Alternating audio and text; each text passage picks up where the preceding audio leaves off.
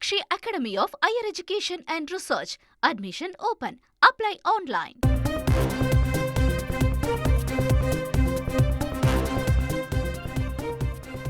சிறுவன் கடத்தல் வழக்கில் ஏடிஜிபி காரை கொடுத்தது ஏன் என்ற கேள்வி எழுப்பியிருந்த நிலையில் அதற்கு அவர் தரப்பிலான பதில் என்னவென்று அறிவோம்.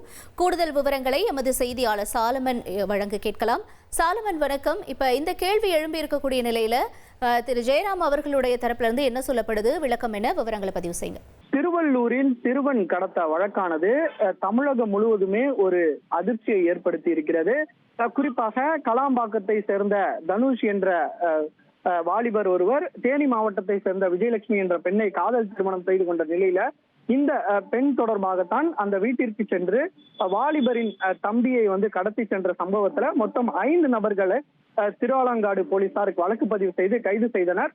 இந்த வழக்குல முக்கிய நபராக பார்க்கப்பட்ட முன்னாள் போலீஸ் அதிகாரி மகேஸ்வரி உட்பட 5 நபர்கள் கைது செய்யப்பட்டனர். இவரிடம் நடத்தப்பட்ட விசாரணையில பூவை ஜெகன்மூர்த்தி, அதாவது புரட்சி பாரதம் கட்சியினோட தலைவர் பூவை ஜெகன்மூர்த்தி மற்றும் அந்த IPS அதிகாரியான ஜெயராம் ஆகியோருக்கு தொடர்பு இருப்பதாக போலீசார் தரப்புல தகவல் தெரிவிக்கப்பட்ட நிலையில இருவரிடமும் போலீசார் தனித்தனியாக விசாரணை நடத்தி அவர்களது வாக்குமூலத்தை பதிவு செய்தனர். குறிப்பாக இந்த கடத்தப்பட்ட நபர்கள் ஏடிஜிபி ஜெயராமோட அரசு வாகனத்தை தான் எடுத்து சென்றிருப்பதாக வாக்குமூலத்துல தெரிவிக்கப்பட்ட நிலையில எதற்காக அவர் இந்த வாகனத்தை கொடுத்தார் என்பது தொடர்பாக அவரிடம் நடத்தப்பட்ட விசாரணையில ஒரு தகவலானது வெளியாகி இருக்கிறது. அதாவது தான் தனக்கு தெரிந்த அந்த முன்னாள் போலீஸ் அதிகாரி மகேஸ்வரி கோயிலுக்கு செல்வதாக கூறியதின் பேர்ல தனது ஓட்டுநருடன் அவர் இந்த காரை கொடுத்ததாக போலீசார் தரப்புல ஒரு தகவல் தெரிவிக்கப்பட்டுள்ளது. இதன் காரணமாகவே தான் கொடுத்ததாகவும் தனக்கும் இந்த கடத்தலுக்கும் எந்த விதமான சம்பந்தமும் கிடையாது என போலீசாரிடம் வாக்குமூலம் அவர் அளித்திருப்பதாக ஒரு தகவல் தெரிவிக்கப்பட்டுள்ளது.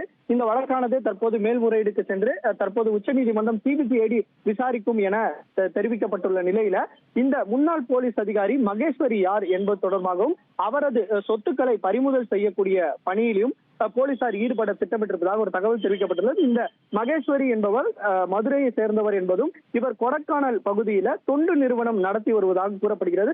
தொடர்ச்சியாக கட்ட பஞ்சாயத்துகளை ஈடுபட்டு லட்சக்கணக்கில் பணம் சம்பாதித்து அதன் மூலமாக பல்வேறு போலீஸ் அதிகாரிகள் சேர்ந்து இவர்கள் இது போன்ற ஒரு கட்ட பஞ்சாயத்து பிரச்சனையில ஈடுபட்டு இவர் பணம் சம்பாதிப்பதில் ஈடுபட்டு வருகிறார். அதனால இவர் இந்த சட்டவிரோத கும்பலுடன் சேர்ந்து தான் இந்த கடத்தலுக்கு ஈடுபட்டிருப்பது தெரிய வந்ததை அடுத்து அவரது எந்த சட்டவிரோதமாக சேர்த்த சொத்துக்கள் என்னென்ன என்பது தொடர்பான விவரங்களை சேகரித்து அதனை முடக்கக்கூடிய பணியில தற்போது போலீசார் ஈடுபட்டிருப்பதாக ஒரு தகவல் தெரிவிக்கப்பட்டுள்ளது. விவரங்களுக்கு நன்றி Solomon. Meenakshi Academy of Higher Education and Research. Admission open. Apply online. தந்தி டிவியை உங்கள் கேபிள் டிவி ஆபரேட்டரிடம் இலவசமாக கேட்டு பெறுங்கள்.